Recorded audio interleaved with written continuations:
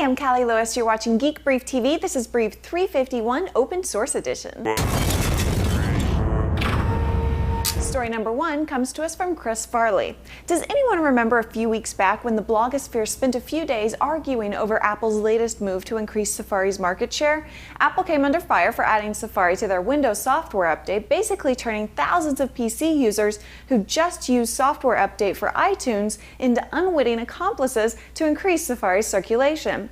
Apple decided to tweak the updater so updates for already installed software appear in one window and new software appears in another. Chris doesn't like the idea of a company adding new software via updates. I'm kind of in the camp that says Apple's just playing the game by the rules Microsoft put in place for PCs. A couple of the stories in the open source inbox were interesting to us because of the implications for the big trip. We want to experiment with accessibility features like speech so that we can write via voice and listen to blogs. Brian McNitt submitted a story about Mac speech. The Mac is particularly good at reading text to you with applications built right into the OS. Open System Preferences and click Speech. Click the Text to Speech tab, select a medium fast speech rate, and check Speak Selected Text when the key is pressed, and then click Set Key. Navigate to a web page or email, select Text, and hit your speech key. Brian uses the Mac Speech feature to proofread documents. Neil uses it with iChat.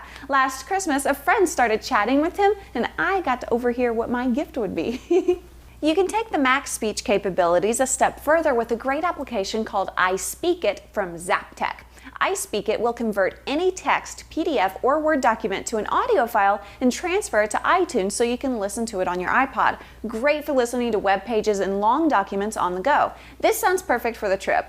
Brian also recommends the David voice from Cepstral. Cepstral voices offer greater clarity at higher speech rates over the native Mac voices. In my experience, the better the voices, the more likely I'll be to use the application. DJIL Narrator is a Mac application developed by a Geek Brief viewer, and it takes text-to-speech narration a step further because it allows you to assign multiple voices to a story. It's especially useful for interview pieces, fan fiction stories, and scripts. The application also supports export to iTunes, so you can listen on the go. David provided a promo code for you GBTV viewers. It's my name, Callie. Thanks, David. Dave Peterson submitted a story about wheel surf. I had seen pictures and I thought it was just a concept, but no, there's video. Hammock or Slimmer calls it the motorized monocycle, and it will without a doubt get you some attention if that's what you're craving. It can do 25 miles per hour and runs for up to 2 hours on less than half a gallon of gas. Just don't plan to use it on your daily commute because it isn't street legal. It sells for $13,000.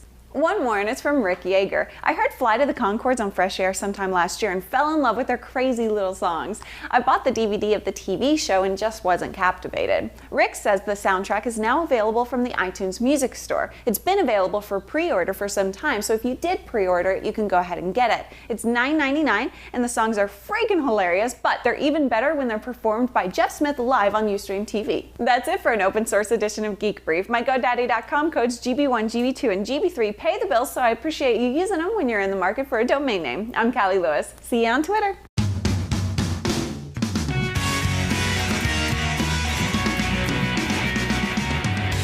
It's 99.99. Okay, that came out wacky.